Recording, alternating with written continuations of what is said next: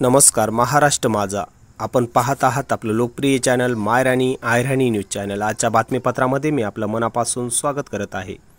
शहादा बस स्टँडवर साचले डबके.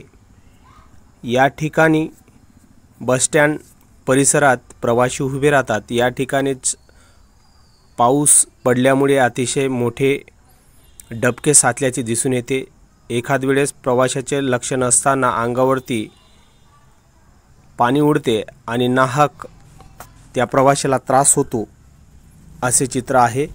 पावसाच्या पाण्यामुळे दरवर्षी आपण या ठिकाणी पाहत असतो की या बस स्टँडमध्ये पाणी साचल्याचे वेळोवेळी दिसून येत आहे. प्रवाशांना उभं राहण्यासाठी देखील या ठिकाणी कसरत करावी लागत असल्याचे आपल्याला दिसून येईल. या ठिकाणी कर्मचाऱ्यांना वाहन लावताना देखील अतिशय कसरत होते, कारण उतरणारे प्रवासी हे डबक्यामध्ये उतरण्यास तयार नसतात.